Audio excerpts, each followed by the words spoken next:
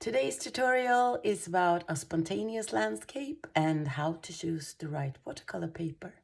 To start off, I'm just taking a round brush and some colors that I want to use. Putting some on here. A little bit of thick because I want it to be runny later. It's not so important exactly what colors I'm using today, but I'm using colors from Daniel Smith, and this is a green color that I can't remember the name of right now. And what I'm doing now is just laying out some colors. I'm planning on doing some form of landscape here, not totally filling up all of the space room. And I am putting on a little bit of a sky color and spritzing it. I don't want hard edges. And I'm gonna spritz this too. And today it's just about playing and see what happens with your colors and have fun, try new things, and don't be afraid. Just go with the flow. And you can choose just a couple of colors to make it more easy on yourself and not to stress about having to choose colors all the time. I'm gonna accentuate some of this up, down, like this. It's a kind of vignette, this way of painting. And I want some warm color down here, so I'm gonna go for a burnt umber, warm brown, reddish brown. I think it's burnt umber at least. I don't have a card that tells me what colors I'm using. And more green. I want this to be some kind of forest scene.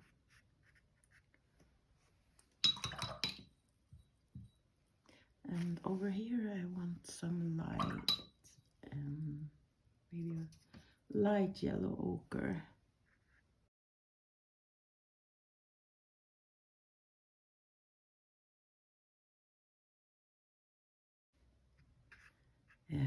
I want to know what made you start painting watercolors. What do you like about watercolors?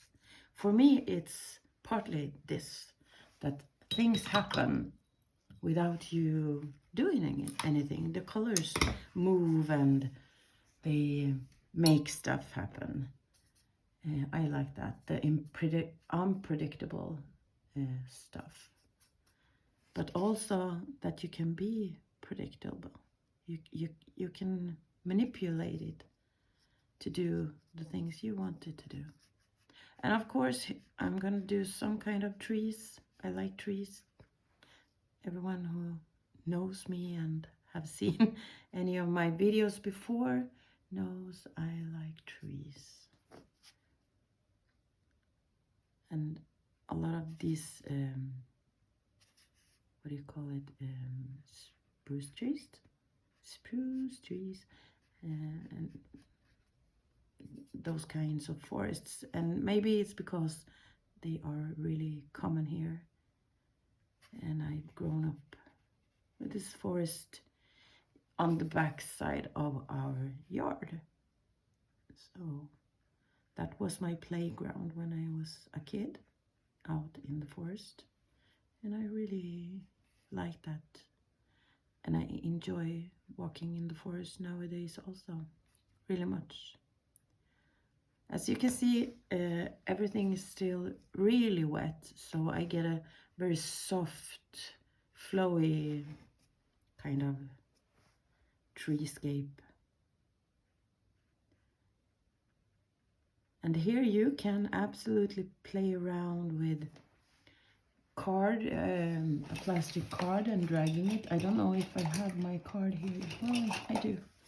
Just like this, and when it starts to, it can't be too wet and it can't be too dry. So you need to check. If you want some rock formations, you can drag your card into the paper and move the color around to get these kind of effects. This is a new paper for me. I usually use Arches fine grain, and this is a Arches rough. And I'm not used to this rough texture, and I want to see what happens when I do different things. But there you have some rocks, and it's starting to get some form on this small landscape. And even though I haven't done a lot and the clock says 7 minutes, it's kind of quick. But now I need to add some more dark green on the bottom to get some more contrast. So I'm adding a little bit of Paynes gray into my green, and this will help things darken up a bit, maybe on the bottom of something like that.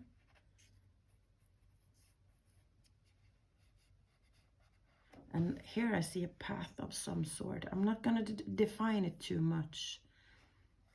I want it to be kind of loose, this painting. I don't want to tell the viewer too much about what you are seeing. And maybe some more green that can be bushes. Okay, I'm gonna have a little bit.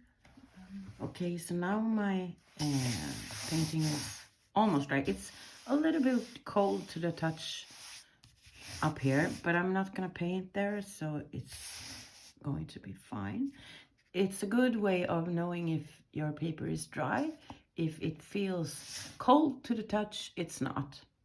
So you can check, and you can do it with this side if you want to, or that side. You can try what you like the most. Okay, I'm yapping on. Now let's paint. I really like the stones, and I like this. It seems like a path with the sun coming through.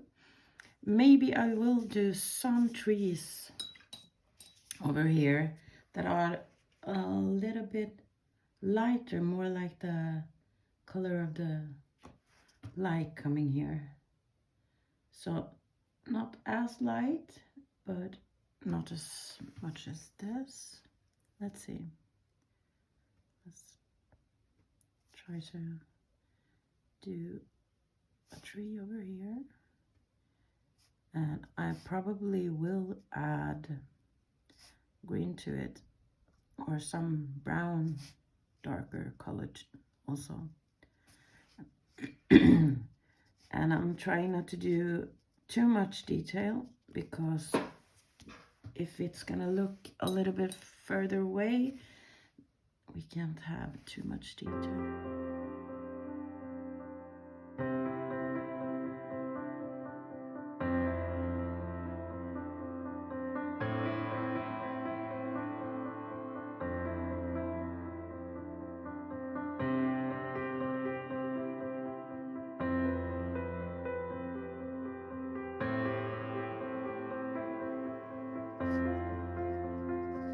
Mostly on the shadow side, but not only, because it will be shadows underneath some of the branches and in the tree also. And maybe another peeking through behind it. This is totally up to you how you do your because it won't be exactly the same. Even if I would paint this again, it will look totally different. So don't stress out. Just do your thing.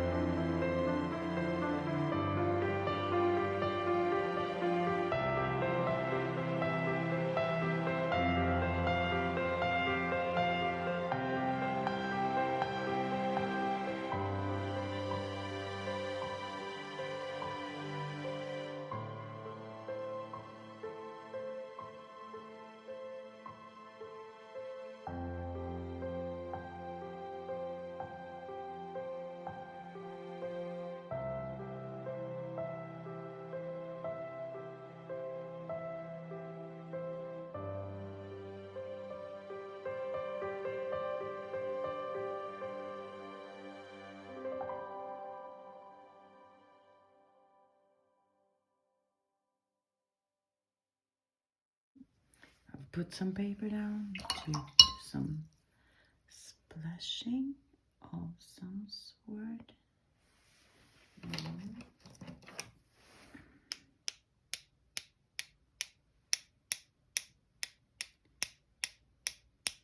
Some of you may like doing this and some of you may not. I like it. I think it gives another texture and dimension. Not too much. And remember to protect the rest of your painting. And I'm gonna spritz it a little bit so that some of those blobs may move a little bit and disperse. And the blobs over here, I'm gonna take away the strength. I want the path to be and if you feel like it, you could do more stones, rocks, more trees, more everything. Maybe I will put something over here. I don't want to work on this too long. Maybe over here.